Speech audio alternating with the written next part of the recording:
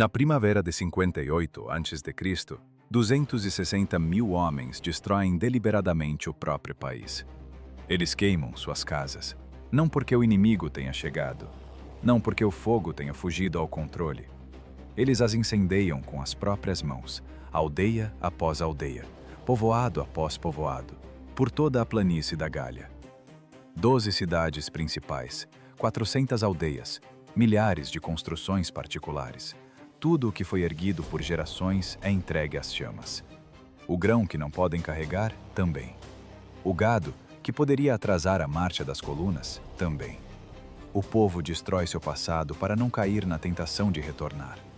O líder dos Helvécios, Orgetorix, planejou essa migração anos antes de a primeira faísca tocar o primeiro telhado.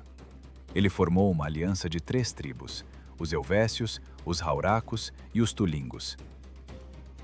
Negociou com chefes das tribos vizinhas da Gália, prometendo-lhes um lugar na futura redistribuição do mundo celta. Falou de terras férteis no oeste, de acesso ao oceano, de um novo e poderoso estado. Roma observava e calava-se. Então Orgetorix morreu. As circunstâncias são obscuras. Algumas fontes mencionam um julgamento, outras, a fúria da multidão. O líder não viveu para ver a sentença, mas o trabalho estava feito. A engrenagem da migração entrou em movimento, e era impossível deter 260 mil homens que já haviam deixado apenas cinzas para trás. Eles partem em março. Longas fileiras de carroças estendem-se por quilômetros. Bois puxam a carga lentamente. Velhos e crianças seguem a pé. Guerreiros fecham a retaguarda.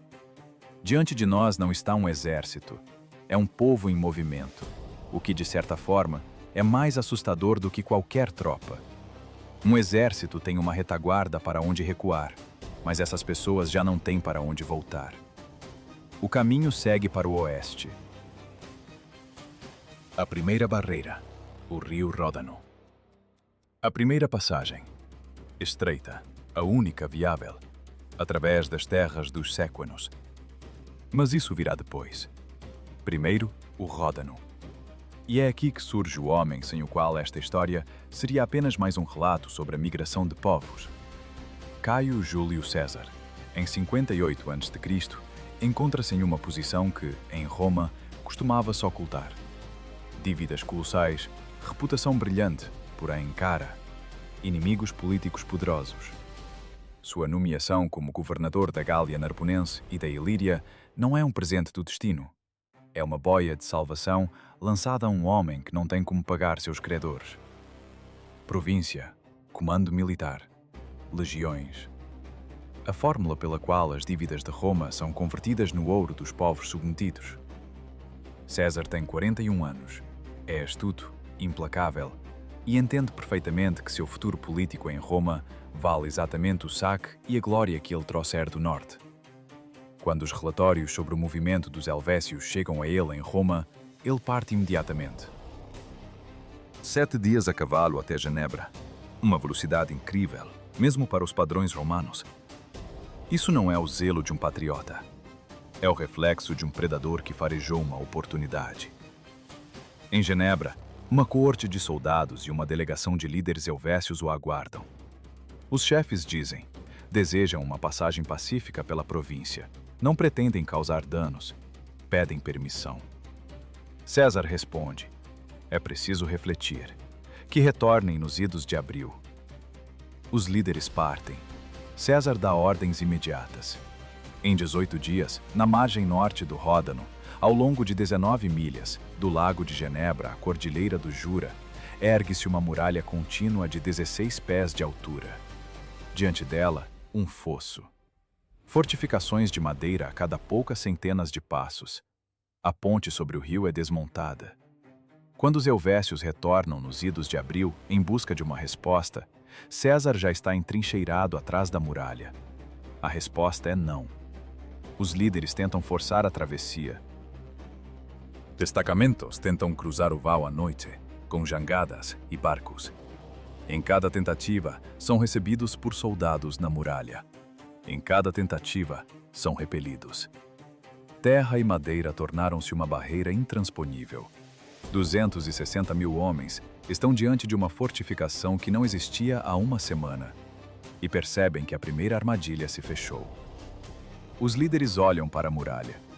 19 milhas de terra compactada e estacas fincadas. Eles vieram até aqui com todo o seu povo. Queimaram tudo o que possuíam.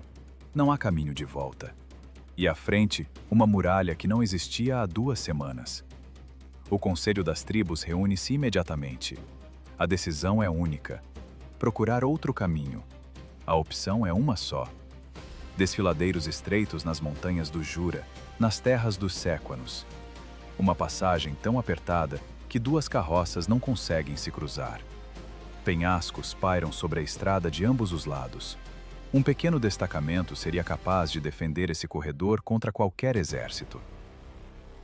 Mas os Séquanos não são inimigos dos Helvécios. E os Helvécios têm um intermediário, Dumnorix. Este nome deve ser lembrado.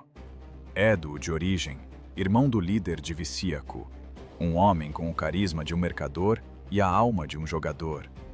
Dumnorix controla as travessias no Ródano, cobra pedágios e mantém sua própria cavalaria com esses recursos. É chamado de aliado de Roma. Mas, em 58 a.C., a palavra aliado, em solo gaulês, valia apenas enquanto durasse o benefício imediato. Dumnorix compromete-se a convencer os Séquanos. Por qual preço? Ninguém diz em voz alta. Os Séquanos abrem a passagem. 260 mil homens começam a adentrar os desfiladeiros do Jura. Lentamente, 1 a 1, 2 a 2. Carroças rangem, crianças choram, bois escorregam nas pedras úmidas. O processo leva semanas. Enquanto as colunas rastejam pelas montanhas, uma delegação chega a César. Os Éduos falam com calma e dignidade, escolhendo as palavras. A essência é simples. Os Helvécios devastam seus campos, queimam aldeias, roubam o gado. Os Éduos são antigos aliados de Roma, irmãos e parentes do povo romano, como consta nos tratados oficiais. Pedem proteção. César ouve, concorda, promete ajuda. O que se segue, ele descreveria mais tarde em seus Comentários sobre a Guerra Gálica, com a impassibilidade de um cirurgião registrando uma incisão. Escreve que agiu em resposta ao pedido dos aliados, que os Helvécios ameaçavam a província, que seu dever era proteger os interesses de Roma. Tudo isso é verdade, e tudo isso é um pretexto. A Gália Narbonense, que César governa legalmente, fica muito ao sul. As terras para onde ele envia as legiões estão a centenas de quilómetros de sua província. Formalmente, ele não tem o direito de mobilizar tropas ali sem uma decisão do Senado. Ele as mobiliza sem autorização. Roma saberá disso mais tarde, quando o ouro já estiver fluindo de volta. César envia mensageiros à Itália. 3 legiões veteranas de Aquileia, a 11ª, a 12ª e a 14ª, devem avançar imediatamente. Simultaneamente, ele recruta 2 novas legiões diretamente na província. Até o verão, terá sob seu comando 6 legiões, cerca de 24 mil soldados de infantaria pesada, além das unidades auxiliares. O mecanismo da guerra entra em movimento. Enquanto isso, os Helvécios saíram dos desfiladeiros e atingiram as terras dos Éduos. Não consideram isso uma invasão, apenas movem-se para o oeste. Mas uma horda de 260 mil pessoas, que não tem o que comer além do que encontra pelo caminho, é por si só uma catástrofe para qualquer região. Os campos são pisoteados, os celeiros esvaziados. As aldeias no caminho das colunas são saqueadas até o último grão. Os Éduos estão desesperados. Esperavam a proteção romana. Em vez disso, observam seu aliado transferir metodicamente legiões para o norte. E em suas próprias fileiras, há traição. Dumnorix, o mesmo que abriu caminho para os Helvécios através dos Séquanos, comanda a cavalaria dos Éduos, cedida a César. É essa cavalaria, enviada em reconhecimento, que retorna derrotada após o primeiro confronto com os ginetes helvécios. Rápido demais. limpo demais. César recebe os relatórios. Dumnorix lançou intencionalmente os aliados na batalha sem apoio para semear o pânico. Desvia o trigo que deveria ir para o acampamento romano. Negocia com os líderes helvécios. Seu irmão, Diviciaco, cai de joelhos diante de César, literalmente. Chora. Pede clemência. César ouve. Convoca o traidor. Diz que sabe de tudo. E o liberta. Sob vigilância. Com uma condição. Por uma única vez, executar o irmão de um aliado gaulês importante significaria perder o aliado. César prefere manter Dumnorix sob observação, como uma farpa que dói mais se não for extraída. Rumores espalham-se pela Gália mais rápido que as legiões. Roma avança para o norte. Roma já está além de sua província. Roma avança sem pedir permissão.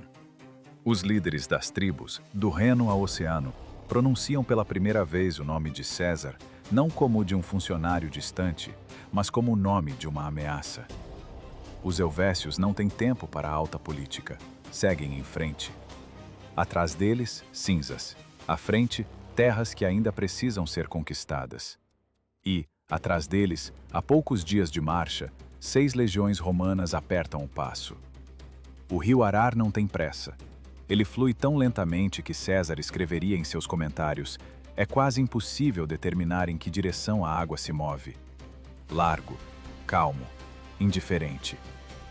260.000 homens o atravessam há 3 dias. Uma travessia em câmera lenta. Carroças atolam nas margens lamacentas. As balsas estão sobrecarregadas. O gado recusa-se a entrar na água. Velhos e crianças esperam sua vez sob o sol de julho. A coluna estende-se por muitos quilômetros. A vanguarda já avançou muito para o oeste. A retaguarda ainda está na margem leste, acampada, com fogueiras acesas, esperando. É essa retaguarda que César avista ao amanhecer do 3º dia. Os batedores relataram durante a noite. César levanta as legiões 3 horas antes da alvorada, sem luzes, em silêncio. 4 legiões saem do acampamento em absoluto sigilo e marcham em direção ao rio. Na margem leste está a retaguarda da migração helvécia, a tribo dos Tigurinos. Um dos 4 cantões helvécios. Eles se consideram a proteção da coluna. Acendem fogueiras, esperam sua vez na balsa. As legiões emergem da escuridão. O que acontece a seguir, César descreve brevemente. Os tigurinos são pegos de surpresa. Muitos são mortos na própria margem. Parte tenta fugir pelo rio. As armaduras os puxam para o fundo. A correnteza, por mais fraca que pareça, não perdoa o metal. A escolha deste cantão em particular não foi acidental. 60 anos antes, os guerreiros tigurinos mataram o cônsul Lúcio Cássio Longino e fizeram seu exército passar sob o jugo. Vingança pessoal ou cálculo político? Nos comentários, não há resposta. Há apenas um fato. Os tigurinos são aniquilados. Os helvécios sobreviventes na margem oeste descobrem o ocorrido horas depois. Pânico, conselho de líderes, gritos. Mas não há o que fazer. A travessia está completa, as pontes desmontadas. O movimento continua. César olha para o rio. O exército precisa atravessar. O Arar é largo. A construção de barcos e jangadas levaria dias que ele não possui. Os engenheiros são convocados. O que acontece nas 20 horas seguintes, os batedores helvécios observam da margem oposta. Primeiro com curiosidade, depois com crescente horror. Os legionários romanos operam como uma engrenagem única. Sem alvoroço, sem gritos. Cada um conhece seu lugar. Alguns cortam madeira, outros desbastam troncos. Terceiros cravam estacas no leito do rio, com martelos especiais operados de barcos ritmicamente em compasso. Outros assentam o piso. Engenheiros com varas de medição percorrem os vãos em construção, verificam os ângulos, dão ordens curtas. A ponte sobre o Arar fica pronta em um dia. Um batedor retorna ao acampamento helvécio e relata aos líderes. Eles perguntam novamente. O batedor repete. Um dia. O rio que seu povo levou 3 dias para cruzar, os romanos transpuseram em apenas um. Por trás desse detalhe, esconde-se algo mais do que eficiência militar. Os helvécios constroem com madeira e pedra como seus pais e avós. Os romanos constroem com base em projetos testados em dezenas de outros rios, em dezenas de outras campanhas. Eles têm especialistas para cada tipo de solo, para cada tipo de correnteza. Uma legião é uma escola de engenharia móvel armada com espadas. César atravessa o exército em um dia. Agora, ele persegue os helvécios. Paralelamente à rota deles, sem se aproximar. Sem atacar. Apenas ao lado, como uma sombra da qual não se pode escapar, os líderes helvécios solicitam negociações. Uma delegação chega a César.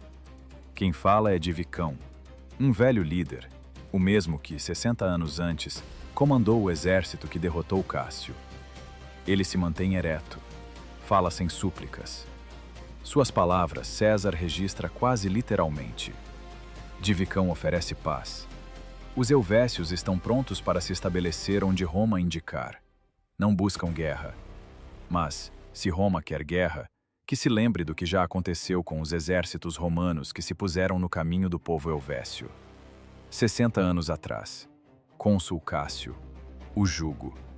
Um lembrete lançado à face do procônsul, cercado por 6 legiões. César responde duramente. É precisamente por isso, diz ele, que se lembra de Cássio. Não haverá condições. Os helvécios devem entregar reféns, compensar os danos aos éduos e seus aliados, aceitar a supervisão romana da migração. Divicão ouve. Levanta-se.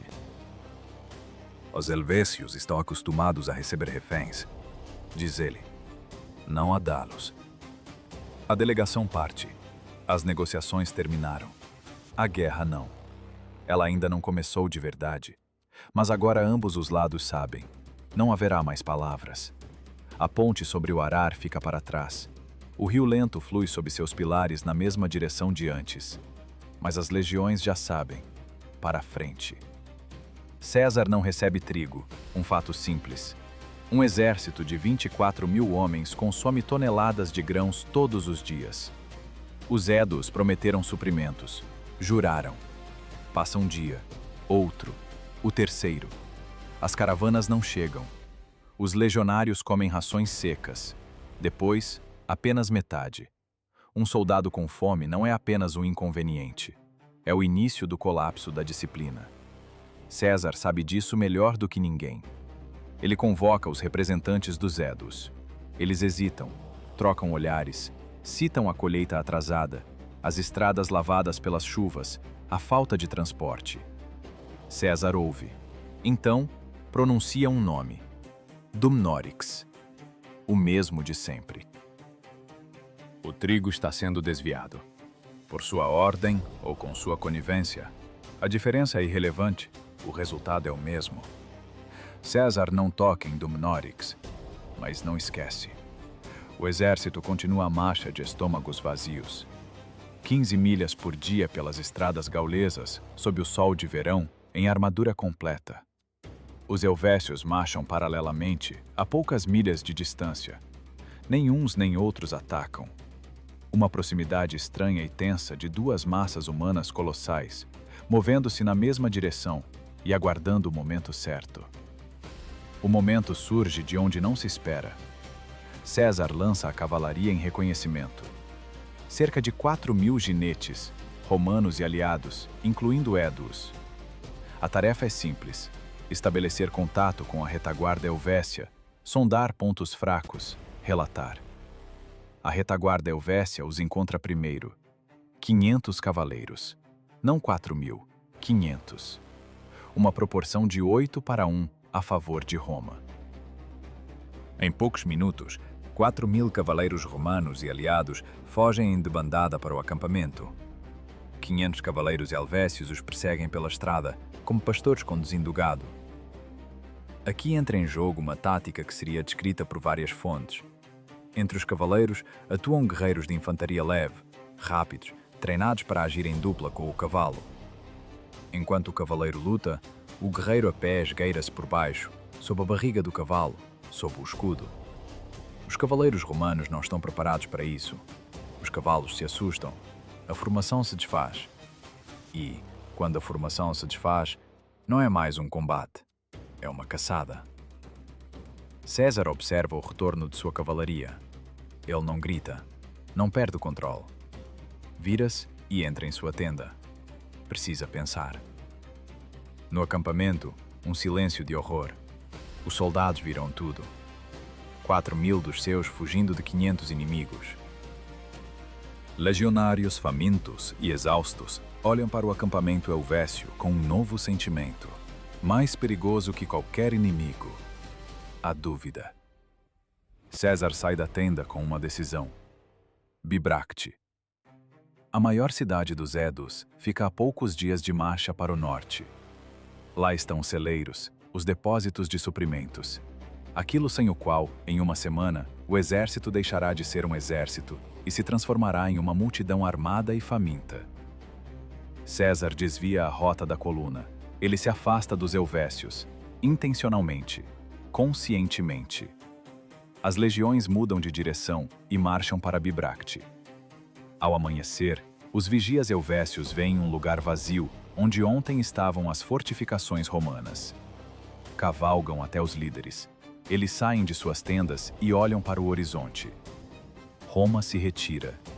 Isso é algo que nunca aconteceu.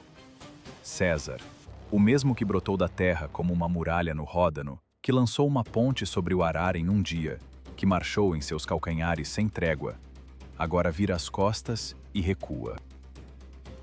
Os chefes liberam por pouco tempo.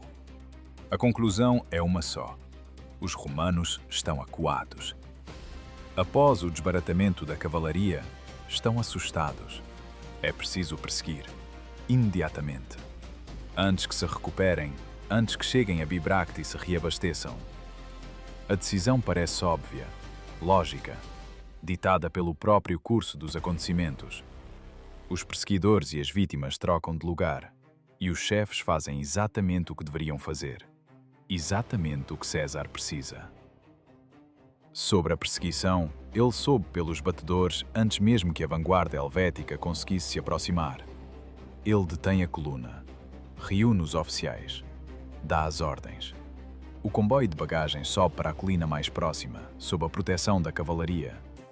As legiões se reorganizam, famintas, exaustas, com a memória do embate desastroso ainda fresca na mente. Mas elas dão meia volta, em silêncio, sem uma palavra a mais, porque assim foi ordenado, porque não sabem agir de outra forma. Os helvécios veem isso e não diminuem o passo. Eles acreditam em sua superioridade. Há motivos para isso. 260.000 homens atrás deles. A vitória sobre a cavalaria romana, recente, inebriante. O inimigo estava recuando há pouco. Agora, parou para lutar. Portanto, quebrá-lo é apenas uma questão de pressão. Eles não sabem que um homem que não tem para onde recuar é mais perigoso do que qualquer um que possua rotas de fuga. César sabe. É por isso que ele escolhe a colina. Ele faz o que nenhum comandante romano faz. Entrega o seu cavalo. Não o esconde no comboio, não o entrega à ordenança. Ele mesmo o conduz para fora da colina, diante de todo o exército. Depois, vira-se para os oficiais e profere a ordem. Todos os cavalos para a retaguarda. O seu cavalo. Os cavalos dos legados. Os cavalos dos tribunos. Todo o comando se alinha a pé. Os legionários veem isso. Todos os 24.000.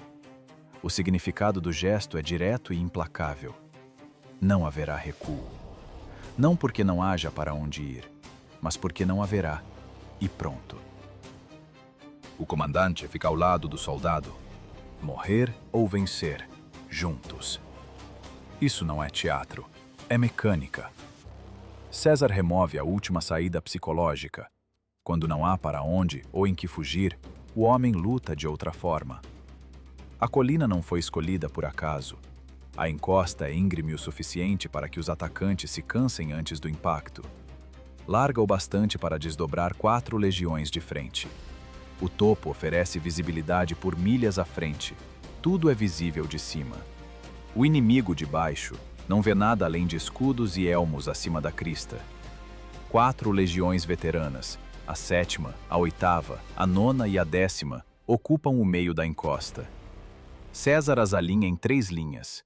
A 1ª e a 2ª, infantaria pesada, veteranos. A 3ª, os mais resistentes, posiciona-se mais acima. Sua tarefa, por enquanto, é uma só: manter a posição e esperar. 2 novas legiões, recrutadas na província, cobrem os flancos e guardam o comboio no topo. César avalia realisticamente suas capacidades.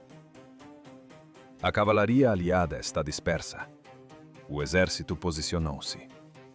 Os legionários baixam os escudos no chão para não suportar o peso antes da hora. Alguns se sentam diretamente na grama. Bebem a água dos cantis, a última que possuem. Estão em silêncio. Lá embaixo, na planície, acontece o que pode ser descrito em uma palavra: um mar. Os helvécios desdobram a formação de batalha bem diante dos legionários. Isso leva tempo. 260.000 homens não formam um exército em meia hora. Primeiro vem a vanguarda, os guerreiros armados. Depois, as forças principais se aproximam. As trombetas soam os sinais. Os chefes cavalgam ao longo das colunas, alinhando a formação. As bandeiras das tribos se erguem sobre a multidão. Os legionários sentam-se na encosta e observam, por muito tempo. É aqui que César faz a segunda jogada calculada. Ele não ataca. Espera. Que os helvécios se formem. Que olhem para cima, para as fileiras silenciosas. Que ouçam o silêncio. Aquele silêncio especial, de aço, que só existe entre pessoas preparadas para matar e aceitar a morte. A formação helvética finalmente está pronta. Uma falange. Densa, profunda, unida escudo a escudo. É assim que eles lutaram contra as tribos vizinhas por décadas. Com pressão, com massa. Quando uma parede dessa se move, ela atropela tudo. Os chefes dão um sinal. A falange começa a subida. Neste momento, na encosta da colina, acontece algo impossível de descrever pelos padrões usuais de guerra. 24.000 homens se levantam simultaneamente, sem comando. Simplesmente se levantam, porque cada um ouve a terra começar a vibrar com o peso de dezenas de milhares de pés. Os escudos se erguem. Os pilos são empunhados. César está na formação, a pé, sem cavalo. O som aumenta vindo de baixo. Primeiro, o trote. Depois, os gritos. Os brados de guerra de centenas de tribos se misturam em um único rugido grave que sobe pela encosta junto com os homens. Os helvécios avançam rápido. Rápido demais para tal densidade. As fileiras de trás pressionam as da frente. As da frente são forçadas a acelerar. A falange perde a uniformidade na encosta irregular, mas a massa compensa tudo. Eles acreditam na massa, sempre acreditaram. A distância diminui. 100 passos, 70, 50. Os centuriões não gritam ordens, eles as pronunciam baixo, quase calmamente. Para cada centúria, para seus 80 homens. Porque cada um desses homens sabe o que vai acontecer agora. Eles já fizeram isso antes, na Espanha, no Ponto, no Reno. 30 passos. A primeira linha de legionários dá meio passo à frente. Pé direito. O corpo se inclina. O pilo é erguido. Embaixo, uma parede rugidora de escudos e corpos acredita que agora vai esmagar tudo em seu caminho. 20 passos. César olha para baixo. Ele já sabe o que acontecerá a seguir. Calculou da mesma forma que calculou a travessia do Arar, como calculou a correnteza no Ródano. Como calculou a reorganização da coluna que trouxe os helvécios até aqui, mas os 24.000 homens nesta encosta não sabem disso. Eles simplesmente permanecem ali, escudo com escudo, ombro a ombro, famintos, exaustos, sem cavalos atrás de si, sem para onde recuar. Os pilos são lançados ao ar em uníssono, não um após o outro. Todos. A primeira linha, 800 dardos simultaneamente. Depois a segunda linha dá um passo à frente, mais 800. O ferro assobia sobre as cabeças das fileiras da frente e desaba no meio da falange que sobe. O pilo é forjado com astúcia, haste de madeira, ponta de ferro com metade do comprimento de um braço. Entre eles, uma junção propositalmente frágil. Quando o pilo perfura o escudo e se crava na madeira, o metal se dobra sob o próprio peso. É impossível retirá-lo. Descartar o escudo também é difícil. O pilo é pesado demais. Um guerreiro com o dardo cravado carrega vários quilos de ferro extras na mão esquerda, que puxam o braço para baixo e expõem o corpo. Em um segundo, 1.600 guerreiros helvécios tornaram-se vulneráveis. Eles ainda não sabem disso. A falange continua a subida. As fileiras de trás pressionam para a frente. Aqueles cujos escudos foram perfurados pelos pilos tentam manter a formação. O escudo não protege mais, ele atrapalha. Alguns guerreiros os lançam diretamente na encosta. Agora, avançam contra a infantaria romana sem proteção. César vê isso. Ele não lhes dá tempo para se recuperarem. A primeira linha de legionários desce. Não corre. Caminha. Com passo rápido e firme, ombro a ombro, escudo à frente. O gládio, curto, largo, mortalmente simples, sai da bainha. Os centuriões vão à frente. As cristas transversais nos elmos brilham, para que os soldados vejam seus comandantes em meio à poeira e à confusão.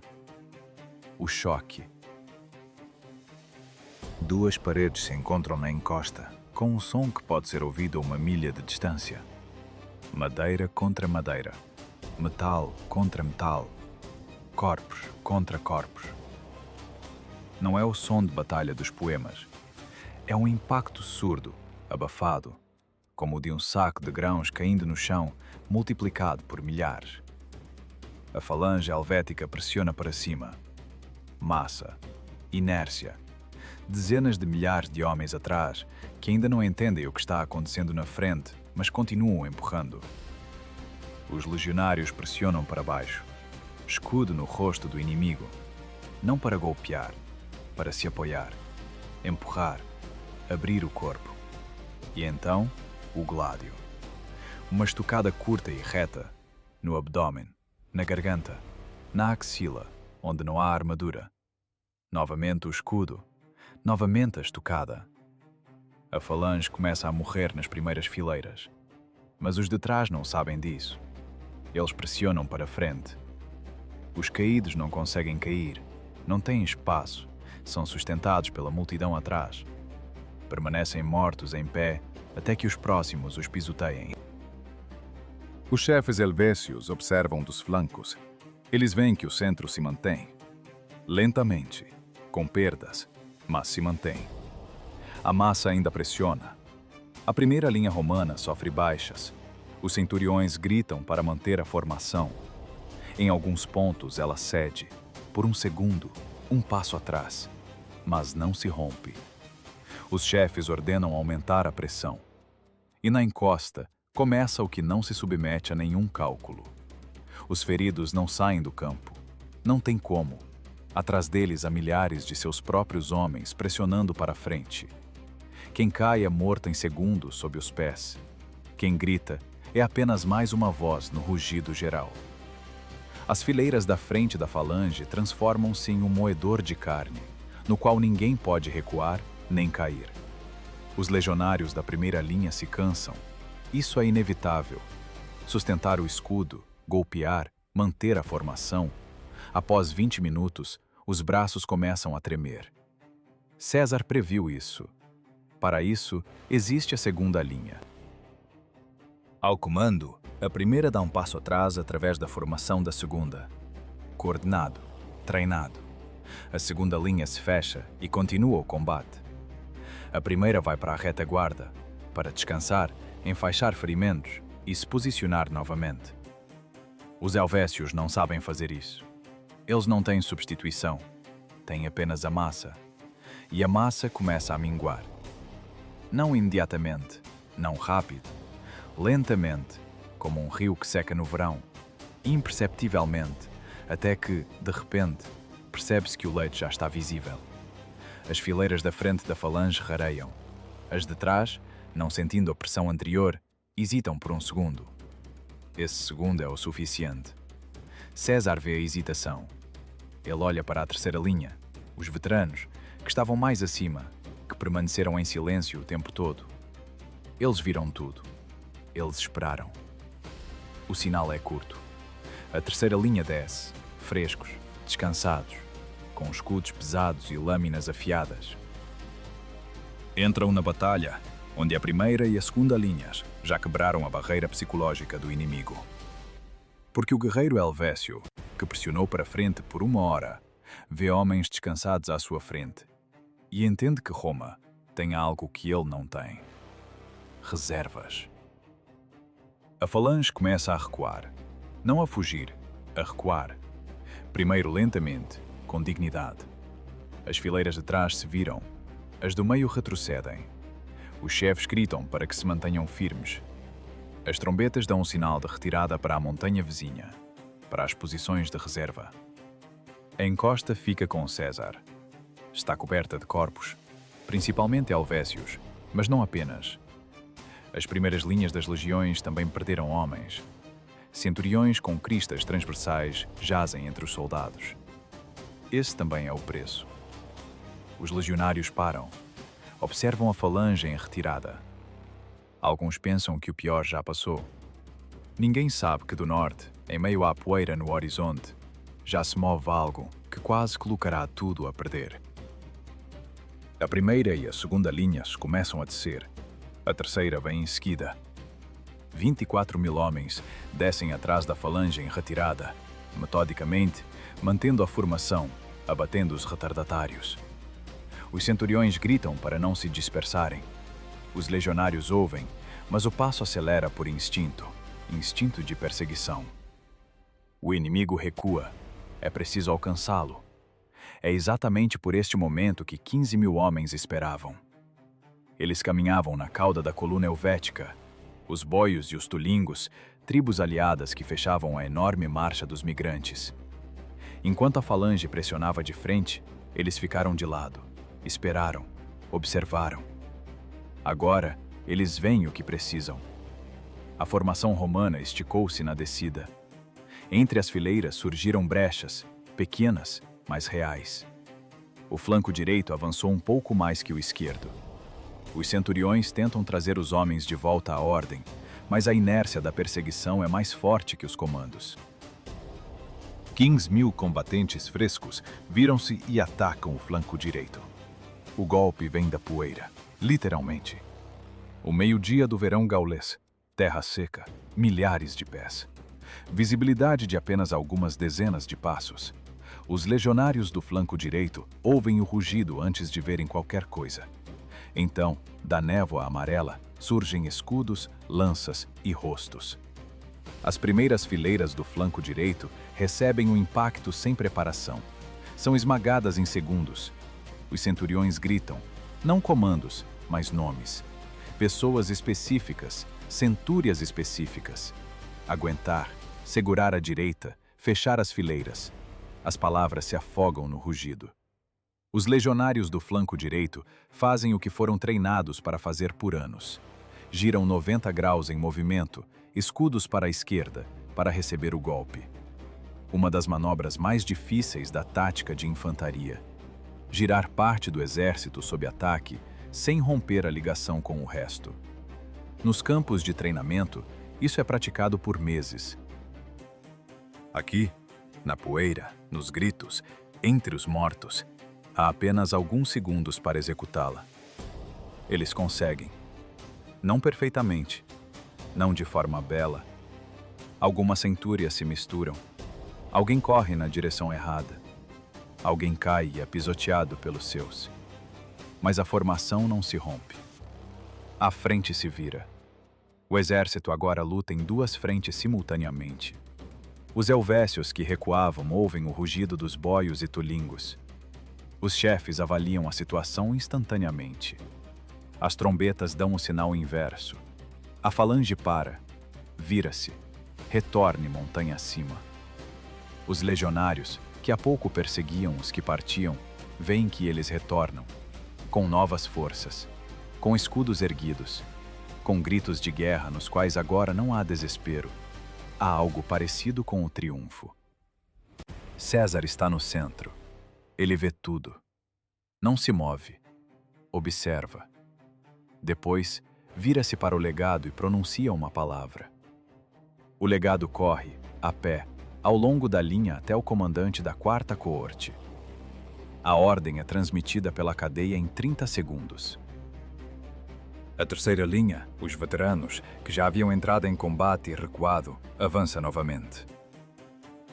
Segunda entrada em 1 hora. Eles vão para onde as duas frentes se encontram em um único ponto, no ângulo entre a linha principal e o flanco direito que girou. É exatamente aqui que a pressão é máxima. É exatamente aqui que a formação corre o maior risco de se desfazer na emenda. Os veteranos entram nesse ângulo e se posicionam. A poeira entope a boca. Sob os pés, corpos, armas, pedaços de equipamento. O calor do meio-dia de agosto na Gália é um ar seco e escaldante que queima os pulmões. O metal das armaduras aqueceu tanto que queima a pele através do forro. A luta continua por várias horas seguidas. A troca de linhas desacelera. Já não há homens descansados o suficiente. Os centuriões começam a contar as baixas diretamente no combate. Os mortos são arrastados para o lado. Não há tempo, não há espaço. Simplesmente os pisoteiam e continuam. Os helvécios não recuam. Isso é importante entender. Eles não fogem. Nem os boios, nem os tulingos, nem os guerreiros da falange principal. Eles lutam em 2 frentes contra um inimigo que os desgastou por meses, que acabou de repelir seu ataque à colina e não viram as costas. César escreverá sobre isso com moderação. Dirá que o inimigo lutou sem covardia. Para um procônsul descrevendo um povo que ele está destruindo, isso é o máximo do elogio. Mas o elogio não muda a aritmética. Os helvécios não têm troca de linhas, não têm descanso, não têm reservas, exceto aqueles 15.000 que já estão em combate. Atrás deles, um acampamento de carroças, mulheres, crianças, idosos, todo o fardo de um povo que decidiu começar uma nova vida. Recuar significa entregar tudo isso. Eles não recuam. O dia declina para a noite. As sombras das lanças se alongam. A poeira assenta sobre mortos e vivos igualmente. O rugido da batalha não diminui. Ele muda de tom. Torna-se mais surdo, mais pesado, como o som de pessoas que já não gritam de raiva, mas respiram com o esforço extremo do cansaço. Então, escurece. E a luta continua na escuridão. A escuridão não detém ninguém. A batalha de Bibracte não é interrompida pelo pôr do sol. As pessoas lutam nas trevas não por bravura. Simplesmente não há para onde ir. Nem para uns, nem para outros. Os legionários não enxergam além do alcance de um braço. Eles ouvem. O impacto de um escudo à esquerda. Um grito à direita. Um arquejo sob os pés.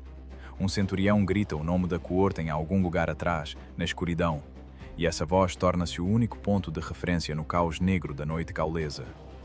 O legionário caminha na direção da voz, sustenta o escudo, golpeia para onde vem o som do ferro alheio. Os helvécios lutam da mesma forma. Na escuridão, sua vantagem, a superioridade numérica, torna-se um problema. Os seus chocam-se contra os seus. A lança não atinge um escudo romano, mas as costas do companheiro ao lado. Os chefes perdem o controle dos flancos, simplesmente porque não os veem. As trombetas soam comandos que se afogam no barulho generalizado, mas eles se mantêm firmes. 1 hora, 2. César não especifica o tempo exato em suas anotações. Escreve apenas: a batalha durou até tarde da noite. Por trás dessa frase, escondem-se várias horas de uma carnificina cega e exaustiva que nenhum texto escrito no conforto e no silêncio pode jamais transmitir. Então, algo se rompe. Não de imediato, não em um só lugar. Gradualmente, como o gelo de um rio que racha na primavera. Primeiro uma fissura, depois outra. Então, tudo de uma vez. Os guerreiros helvécios começam a recuar em direção ao acampamento. Não todos. Primeiro, grupos isolados. Feridos que conseguiram escapar do massacre. Guerreiros sem escudos, sem armas, perdidos na escuridão, desorientados. Eles caminham para o círculo de carroças à retaguarda. Lá está a luz das fogueiras. Lá estão as famílias. Lá é o último lugar que podem chamar de seu. O acampamento helvécio não é apenas uma parada. 260.000 pessoas carregam consigo todo o seu modo de vida. As carroças estão dispostas em círculo, uma antiga tradição celta, um perímetro defensivo. Dentro, mulheres, crianças, idosos, suprimentos de comida, gado, ferramentas, sementes para novos campos em novas terras. Tudo pelo que essa migração foi iniciada. As carroças tornam-se uma fortaleza. Os legionários aproximam-se do círculo e param. Lá de dentro voam lanças, longas, pesadas, não pilos, mas lanças celtas de combate corpo a corpo, que na escuridão encontram as frestas entre os escudos. Voam pedras, pedaços de madeira, tudo o que pode ser arremessado. E não são apenas os guerreiros que o fazem. César registra isso à parte. Mulheres. De cima dos carros, das rodas, do topo das carroças, elas lançam tudo o que têm às mãos. Gritam, não de medo, mas de fúria. São seus filhos que estão dentro do círculo. São suas vidas, empacotadas nessas carroças. O futuro pelo qual queimaram o passado. Os legionários recebem pedras nos elmos e lanças nas pernas desprotegidas. Eles continuam avançando. Os centuriões localizam os pontos fracos no círculo, onde as carroças não estão ajustadas, onde a fresta é larga o suficiente para um homem de armadura. Para lá enviam os soldados mais descansados. Eles apoiam os ombros nas bordas e empurram. A madeira range, as rodas giram. Uma carroça move-se alguns centímetros. Mais um esforço. O círculo rompe-se em um ponto. Um só, mas o suficiente. A primeira coorte entra. O que acontece por trás da linha de carroças, César descreve sucintamente. Ele escreve sobre a tomada do acampamento, sobre os prisioneiros capturados, sobre o saque.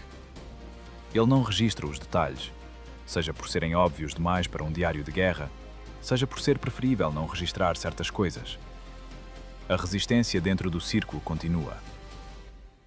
Nem todos se rendem. Guerreiros que conseguiram se reagrupar lutam entre as carroças, em passagens estreitas, onde a vantagem da formação fechada desaparece. Aqui não se pode lutar ombro a ombro em uma linha completa. Aqui, cada um por si. Um legionário contra um guerreiro celta, um contra um, na escuridão, entre a madeira rangente e os gritos. Esta é uma guerra diferente, aquela para a qual os legionários não foram treinados, mas eles são mais numerosos. Coorte após coorte entra pela brecha. A escuridão dentro do círculo deixa de ser uma proteção, agora cega a todos igualmente, e os romanos são simplesmente mais numerosos.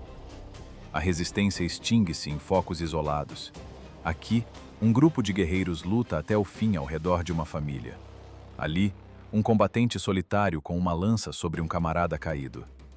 Ao fundo do acampamento, idosos que apenas se sentam e esperam, pois não há para onde correr e não lhes restam forças. Os legionários avançam pelo acampamento metodicamente. Uma limpeza. Do lado de fora, na noite, uma massa colossal de pessoas, aqueles que conseguiram sair do círculo antes que ele se fechasse, começa a marchar para o norte. Sem comando, sem líderes, simplesmente para longe, na escuridão, para as terras dos Língonas, para algum lugar onde ainda não existam legiões romanas. Eles descartam tudo. As carroças são capturadas, o gado dispersa-se na escuridão. As armas tornam-se pesadas demais para carregar durante a fuga. As crianças ficam em silêncio. As mães tapam-lhes as bocas com as mãos para não atrair atenção. Centenas de milhares de pessoas dissolvem-se na noite gaulesa. Atrás delas, as fogueiras do acampamento capturado ardem. Os legionários encontram estoques de grãos, vinho, metal, tecidos e ferramentas de um povo que carregou tudo isso através de montanhas, rios e pântanos para começar uma nova vida. Encontram documentos. César escreve sobre isso separadamente. Tábuas com registros em caracteres gregos. Um censo de todo o povo. Nomes. Número de homens em idade de combate. Número de idosos. Número de crianças. 263 mil pessoas saíram da Gália. Dessas, 92 mil eram capazes de portar armas. César lê esses números sob a luz de uma tocha, deixa a tábua de lado e dá a ordem de perseguição. A aurora desponta sobre um campo onde não há vencedores, há sobreviventes e há todos os outros. Os legionários vagueiam entre as carroças com tochas, embora elas já não sejam necessárias. O céu clareia.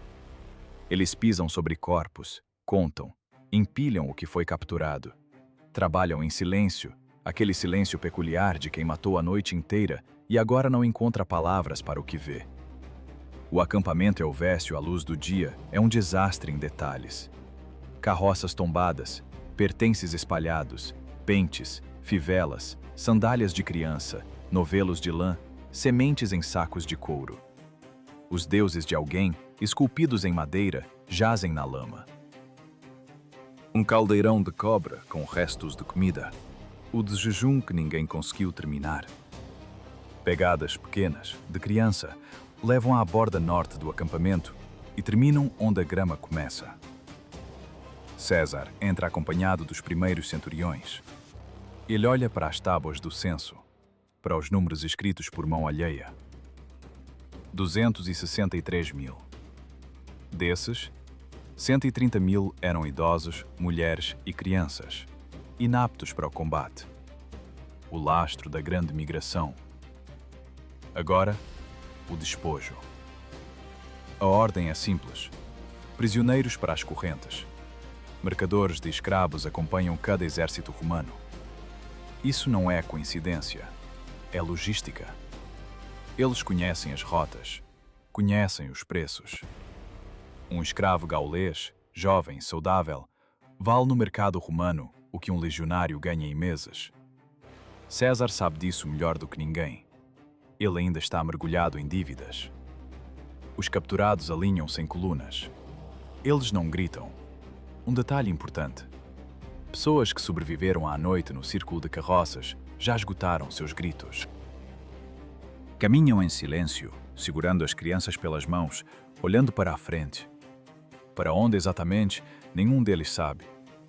Os legionários iniciam um saque metódico do comboio. Suprimentos de grãos para um mês.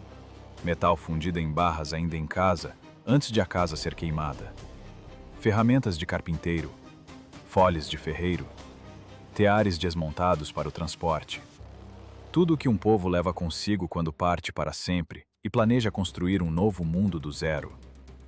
Os soldados carregam tudo isso em carroças romanas.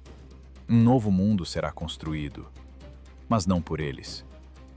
Enquanto a limpeza ocorre no acampamento capturado, a cavalaria parte para o norte. César dá a ordem imediatamente, naquela mesma noite. Aqueles que fugiram e pegaram em armas, aniquilar.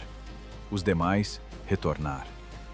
Cavaleiros númidas e gauleses espalham-se como um leque pelas estradas.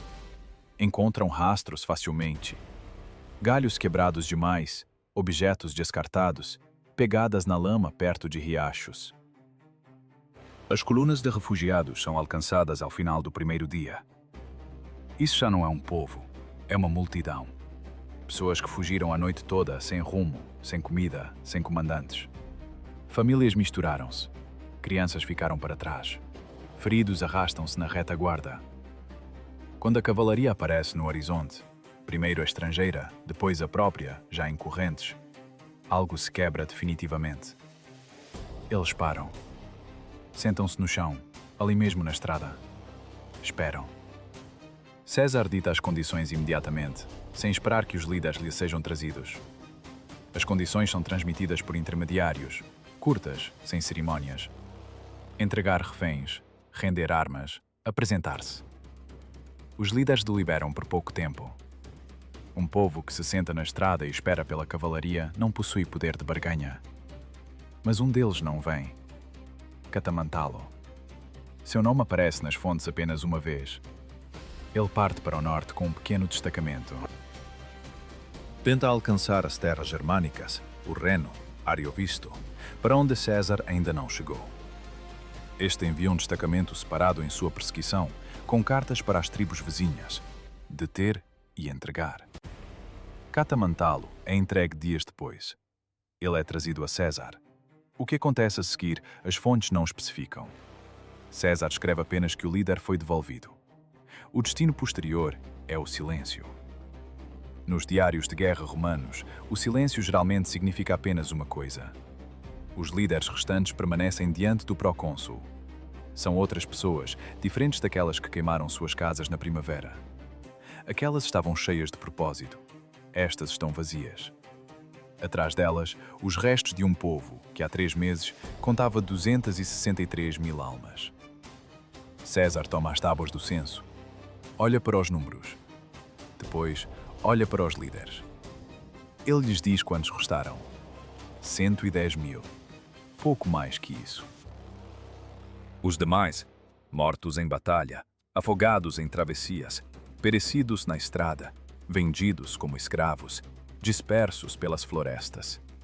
Dos 92.000 homens em idade de combate, menos da metade sobreviveu. Os líderes calam-se. César prossegue. As condições de paz são as seguintes: os helvécios voltarão. Para suas terras, para suas cinzas, para onde queimaram tudo o que tinham, para não haver caminho de volta. O caminho de volta existe. Apenas, agora, é traçado por Roma. A razão é prática. César explica sem rodeios. As terras esvaziadas da Gália são um portão aberto para as tribos germânicas do norte. Os germânicos cruzam o Reno, procuram terras. A Gália vazia tornaria-se um posto avançado de onde, até as províncias romanas, seriam apenas algumas semanas de marcha.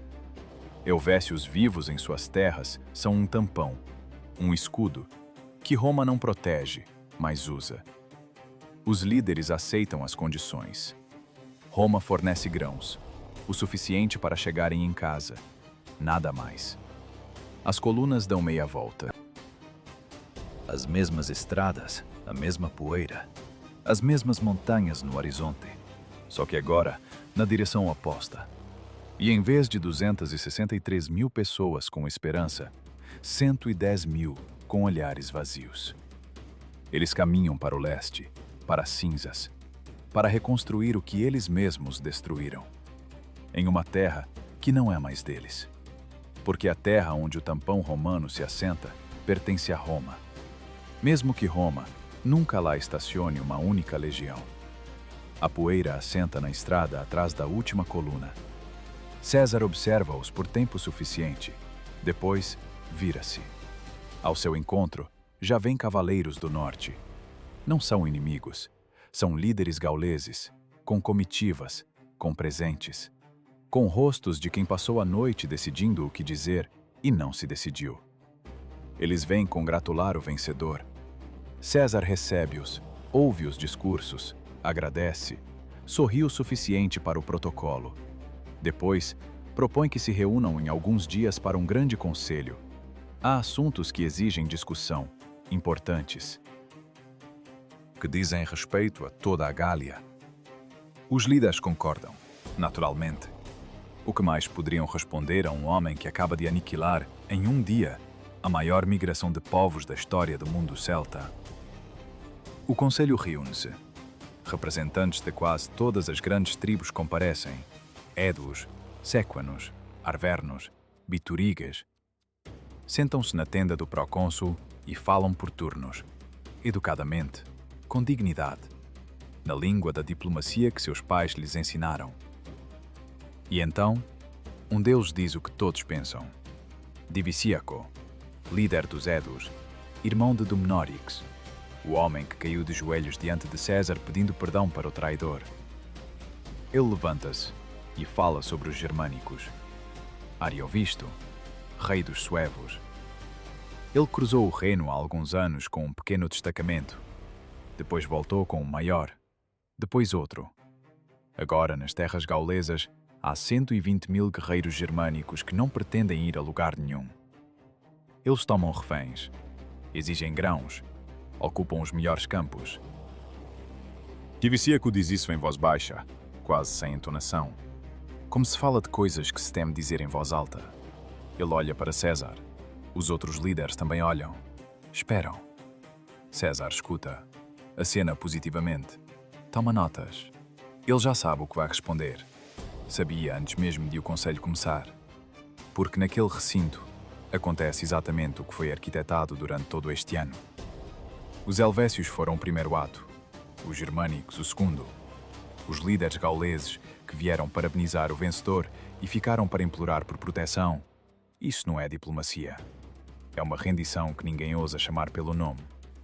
Eles vieram a César por conta própria, voluntariamente, com uma reverência. Acabaram de colocar sobre si mesmos o jugo romano e pediram que fosse apertado. César escreverá sobre isso em suas notas com a habitual impassibilidade. Relatará os discursos dos líderes, listará as tribos, apontará a ameaça de Ariovisto. Dirá que considerou necessário proteger os aliados de Roma. Tudo isso é verdade. E tudo isso é o alicerce para o que durará mais 8 anos. Porque César, parado em uma tenda gaulesa no verão de 58 a.C., já não é o mesmo homem que saiu de Roma endividado e com apenas uma coorte. É um homem com 6 legiões, com a vitória em Bibracte, com os líderes gauleses a seus pés. Um homem que tem o que apresentar ao Senado e o que esconder dele. Porque, formalmente, ele não deveria ter ido tão longe. Porque 2/3 desta campanha ocorreram fora de sua província. Porque a guerra contra os helvécios, que ele vendeu a Roma como a defesa de aliados, era necessária para si mesmo, como um trampolim, como um pretexto, como o primeiro passo de um plano que não se escreve em tábuas. Roma saberá disso mais tarde, quando a glória já tiver encoberto os rastros. Por ora, os líderes gauleses dispersam-se para suas casas. Cada um leva consigo o mesmo pensamento, embora ninguém o verbalize. Algo mudou. Não hoje. Hoje apenas tornou-se óbvio. Mudou na primavera, quando 260.000 pessoas incendiaram suas casas e marcharam para o oeste. Mudou no dia em que, na margem do Ródano, surgiu um muro de 19 milhas. Mudou ao amanhecer perto do Arar, quando a ponte sobre o Rio Largo apareceu em um único dia. A Gália que eles conheciam, aquela onde as tribos lutavam entre si, faziam alianças, traíam, faziam as pazes e lutavam novamente, essa Gália acabou. A nova ainda não recebeu nome, mas a sombra que caiu sobre ela, vinda do sul, não irá embora. 110.000 helvécios vagam para o leste pelas mesmas estradas por onde marcharam para o oeste 3 meses atrás. Carregam consigo grãos romanos, o suficiente para chegar. As crianças permanecem em silêncio. Os idosos caminham devagar. Os guerreiros marcham sem armas. Eles retornam às cinzas. Às vigas queimadas de 12 cidades. Aos campos cobertos de ervas daninhas que ninguém semeou nesta primavera. Aos alicerces de casas que não têm mais telhados. É os poços onde ninguém olhou por meio ano. Eles construirão novamente, porque Roma lhes ordenou construir. Porque um helvécio vivo em sua terra é mais útil para Roma do que um morto. Por enquanto, mais útil. Nas cinzas cresce a grama, a única coisa que cresceu aqui neste verão. Grama no lugar de casas onde nasceram e morreram várias gerações, onde guardavam grãos, criavam filhos e oravam aos deuses, de quem agora ninguém pede permissão. César dita um relatório para Roma. Descreve a ameaça que os helvécios representavam, os aliados que protegeu, a vitória que obteve, os números de baixas inimigas, grandiosos. Suas próprias perdas, mínimas, como sempre ocorre nos relatórios dos vencedores. Ele não escreve sobre as dívidas que agora podem começar a ser pagas. não escreve sobre o fato de que a fronteira de seus poderes ficou muito ao sul. Não escreve sobre o fato de que os líderes gauleses que vieram com congratulações partiram com uma corda no pescoço, que eles mesmos pediram para colocar. Ele escreve sobre a vitória. Roma lê sobre a vitória. Roma aplaude. E nas florestas gaulesas, nas estradas entre as tribos, nas tendas dos líderes, junto às fogueiras noturnas, rasteja outra palavra. Não vitória, não derrota. Algo mais preciso. O início. A campanha de 58 a.C. não foi tanto uma guerra, mas um teste de hipótese. Pode um homem com legiões alheias, agindo fora de seus poderes, reescrever o mapa de um continente inteiro e, ao mesmo tempo, permanecer um herói aos olhos daqueles que o enviaram? César testou. A resposta foi afirmativa. E foi essa resposta, e não a vitória em Bibracte, que determinou tudo o que se seguiu. A Gália dos próximos 8 anos, seus incêndios, seus prisioneiros, seus líderes acorrentados e cidades em cinzas. Tudo isso começou não quando a primeira muralha caiu. Tudo isso começou no momento em que 260.000 pessoas incendiaram suas próprias casas e decidiram que o caminho de volta não era mais necessário.